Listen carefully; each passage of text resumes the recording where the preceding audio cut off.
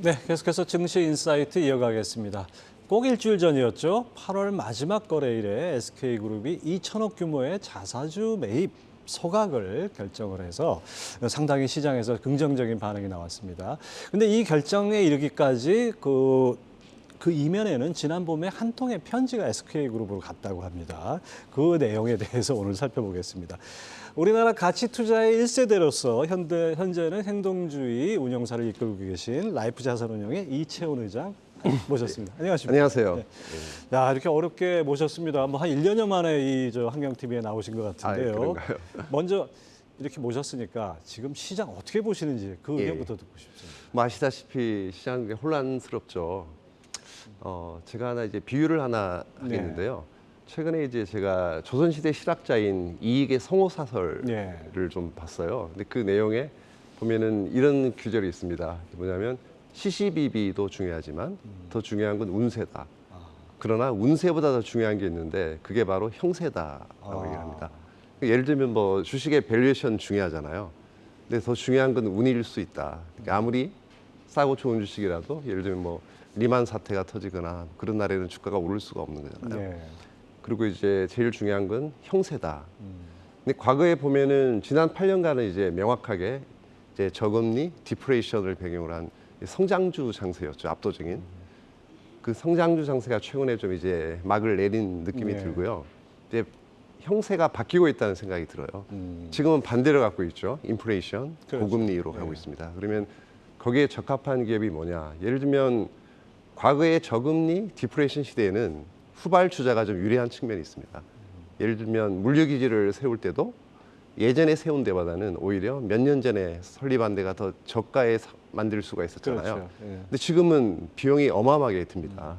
지금이 제일 싸죠. 앞으로 더 비싸질 테니까. 앞으로 엄청 이미 비싸지고 있습니다. 이미 비용이 비싸지고 있고요. 몇 년 전에 이제 이제 제지 공장에 이제 불이 났는데요. 예를 들면 보험금이 나올 거잖아요.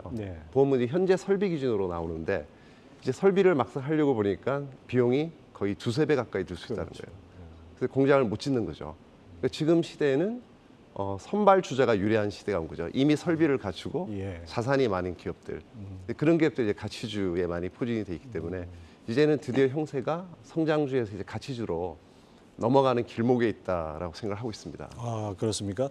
뭐 가치주 투자의 대가로서 뭐 이게 성호사설까지 보실 정도니 자, 근데 가치주가 지난 몇 년 동안 사실 언더퍼폼하면서 시장 대비 좀 언더퍼폼하면서 가치 투자에 대한 그 매력도라 그럴까요? 인기도가 좀 떨어졌는데 오히려 지금 판이 바뀌고 있다 이렇게 보시는 거죠? 예, 그렇게 보고 있습니다. 이게 75년도 사례랑 좀 비슷한 것 같아요. 미국의 1975년도 정도인데요.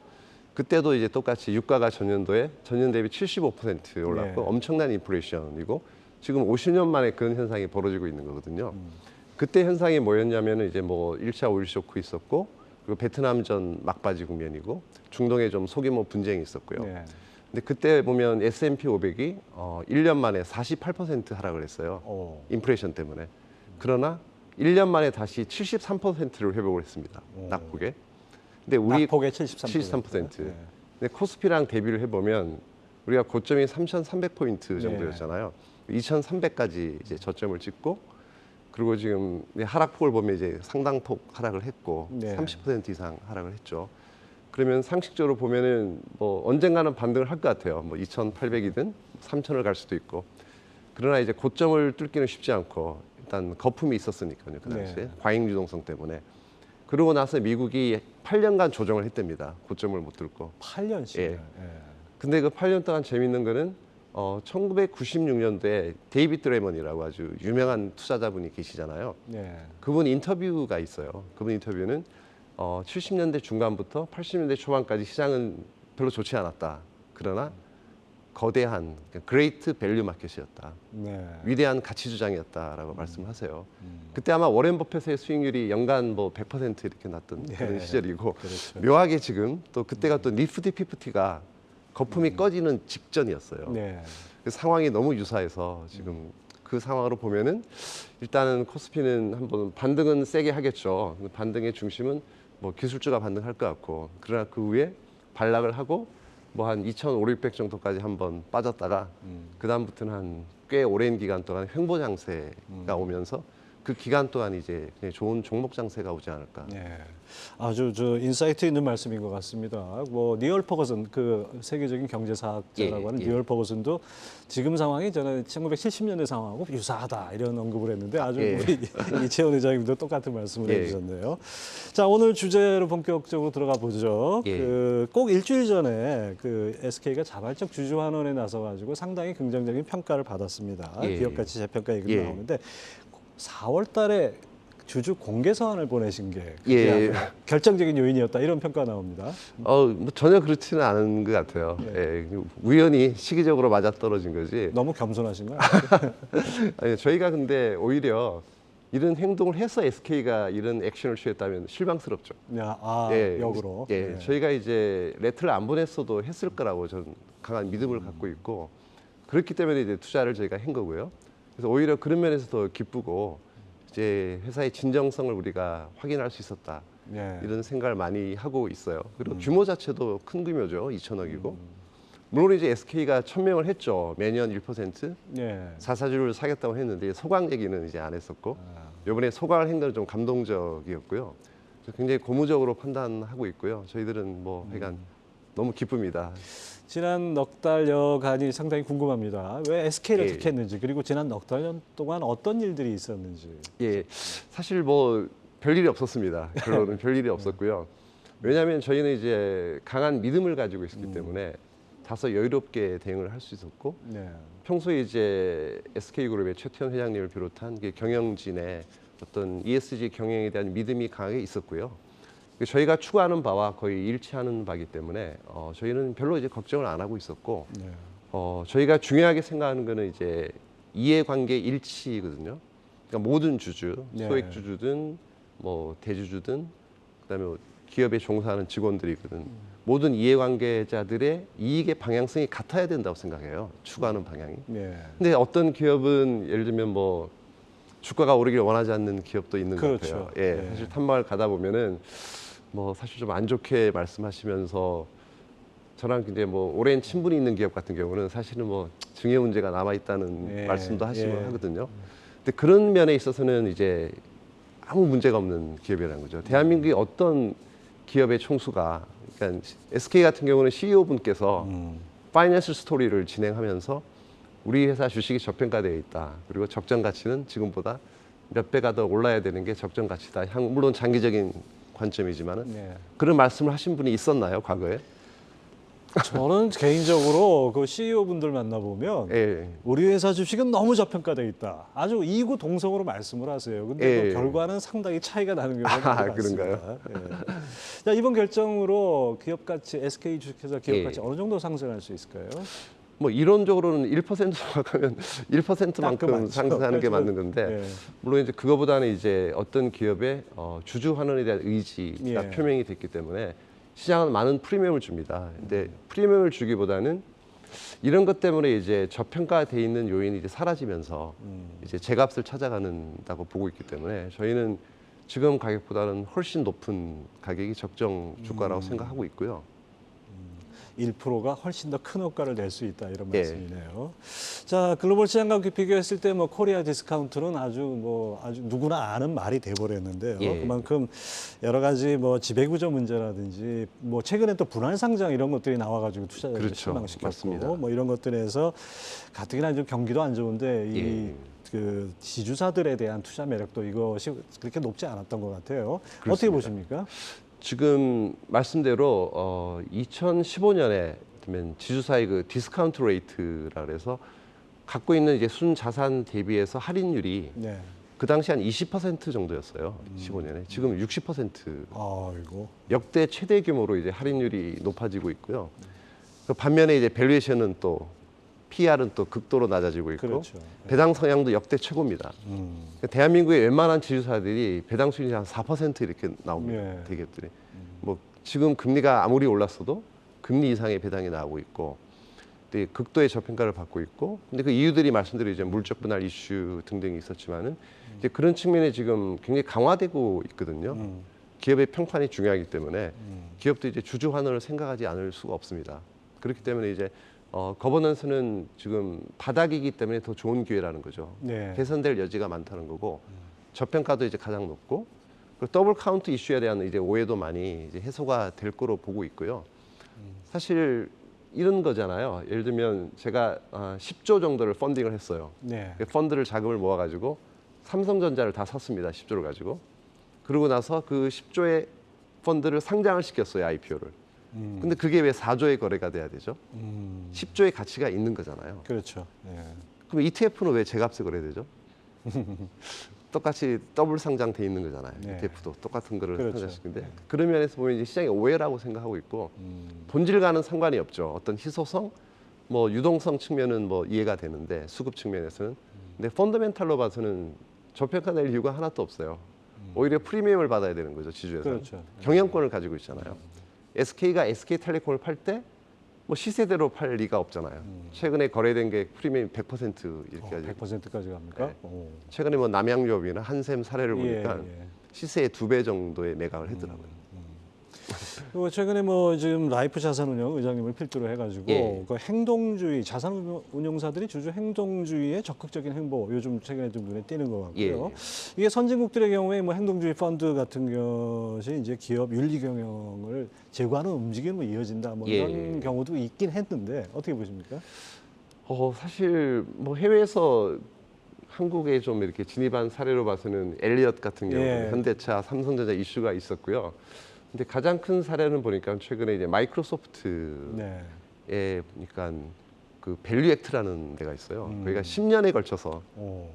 그 주주 행동주의를 실천한 결과 그 경영진을 교체한 이제 성과를 이루어냈는데요. 예. 그래서 지금 보면 전 세계적으로 이제 모든 펀드의 중심이 좀 행동주의로 가고 있고 그 배경에 ESG가 이제 흐르고 예. 있는 거고요. 그러니까 단기적인 뭐 수익 전망보다는 이제 장기적인 이제 지속 성장이 중요하고 그거야말로 이제 기업 가치의 극대화를 이루어낸다는 예. 이제 확신이 다들 있는 거고요. 예. 세상이 지금 빠르게 변하고 있습니다. 지금 세상은 뭐 수천 년 전에는 힘이 지배했었겠죠. 뭐 군사력, 권력 이런 게 지배했겠지만은 최근 200년을 돌이켜 보면은 자본주의와 민주주의가 좀 절묘하게 결합을 해서 잘 살아왔어요. 예. 어떻게 보면 좀 뭐 돈이 지배하는 세상 이렇게 표현할 수 있겠지만 근데 그게 너무 과하게 갔던 것 같아요. 최근 10년을 돌이켜 보면은 이제 균형이 깨지면서 이제 뭐 인권 문제라든지 뭐 격차 문제라든지 불평등, 예. 빈부격차 심해지고 그러면서 이게 좀 심각해진 거죠. 그러면서 너무 자본주의가 득세를 했습니다. 그래서 그야말로 진짜 자본이 지배하는 시대가 와버리는 거죠. 이래서는 안 되는 거죠. 그래서 어쩔 수 없이 인류가 생존하기 위해서 이게 인류의 처절한 몸부림이라고 생각해요. ESG는 필연적인 뭐 후세를 위해서, 환경을 위해서, 뭐 지구를 보호하기 위해서 이런 명분을 누구도 이제 거부할 수가 없는 명분이잖아요. 그래서 지금 그렇죠. 어떻게 보면은 이런 표현이 뭐 정확하다고 볼 수는 없지만은 저는 뭔가 새로운 게 나온 거예요. 지배력의 변화가 온 거죠. 도덕 이런 게 좀 흐르고 있지 않을까. 그러니까 사실 돈하고 도덕하고는 이렇게 그렇게 그렇죠. 어울리는 건 맞지는 아닌데. 않는데 지금 사회 상황이 그렇지 않습니까? 그러니까 돈을 많이 버는 것도 정말 중요하겠지만은 어떻게 벌었고 어떻게 쓰느냐도 중요한 세상이 지금 다가온 것 같아요. ESG라는 건 무슨 캠페인을 벌이기보다는 그 자체가 체화돼야 된다고 생각이 드는데. 그렇습니다. 네. 근데 우리나라 기업들이 그러니까 환경이라든지 S, 예. 뭐 사회적 가치 이런 부분에서는 상당히 인식이 높아졌는데 예. 주의 부분, 이 가버넌스 예. 부분에서는 아직까지 좀 취약한 부분이 많은 것 같아요. 예. 여기 이걸 좀 개선할 수 있는 뭐 필요한 조건이 있을까요?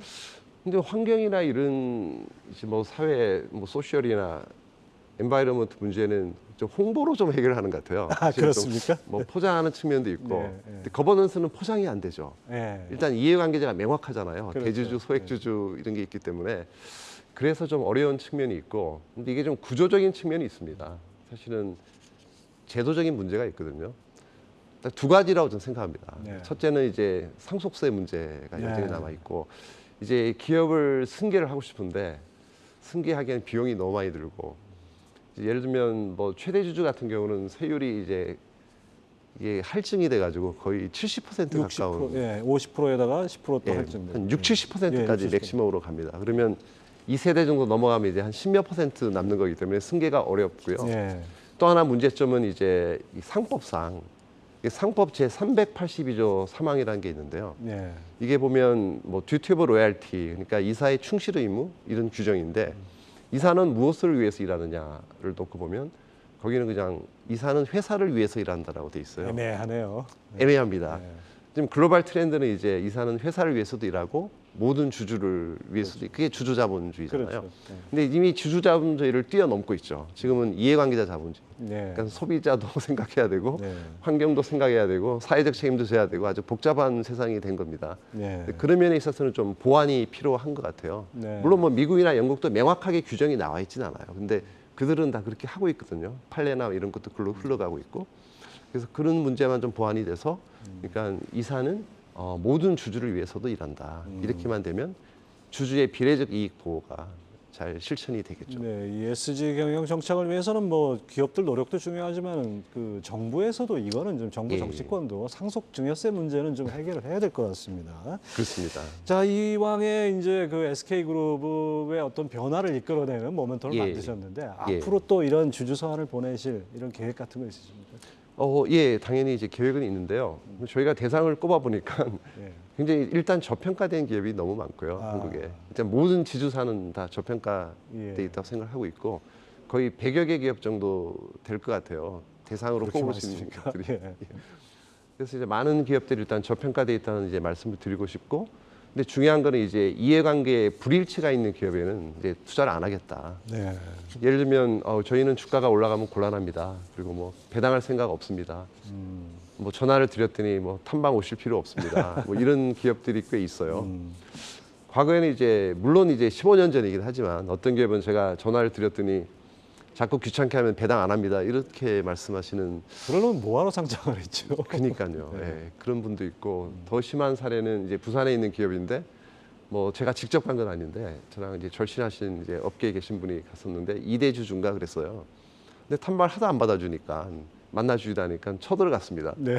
기왕에 이제 부산에 있는 기업에 있는데 부산에 탐방 간 김에 그 기업에 이제 인터폰을 눌러가지고 방문했다 그러니까 문을 안 열어줬어요. 뭐 잡상인 취급하는 겁니까? 예, 그래서 쫓겨났습니다. 하하. 근데 지금은 그래서는 이제 드디어 살아남을 수 없는 이제 매장당하죠. 그랬다가 난리가 납니다. 그래서 이제 그런 기업을 선별해서 그런 기업을 제거하고, 그러니까 ESG에 대한 경영에 대한 의지가 강한데 몰라서 못하는 기업, 네. 방법을 모르고, 그리고 이제 뭐 어떤 그런 여지나 의지가 강한데 너무 저평가되어 있는 기업. 뭐 잘 하고 있는데 싼 기업도 있어요. 네. 의외로 알려지지가 않아서. 근데 그런 기업들은 보면 소통, 이제 커뮤니케이션이라든지 네. 이런 방법이 조금 잘못돼 있을 수도 있잖아요. 그런 면을 저희가 좀 컨설팅 해주고 동반자가 돼서 응원해주고 도와줘가지고 같이 좀 상생할 수 있는 그런 기업만을 투자하려고 하는데 네. 그런 기업을 이제 몇 개 이제 후보로 지금 찾고 있는 중이고요. 그래서 조만간 이제 어차피 뭐 빠른 시일 내에 저희가 좀 고민을 해보도록 하겠습니다. 우리 이태원 의장님 다시 모셔야겠습니다. 그 결정하기 전에. 예. 네, 이태원 라이프자산운영 대표 의장과 함께했습니다. 오늘 말씀 감사합니다. 네, 감사합니다.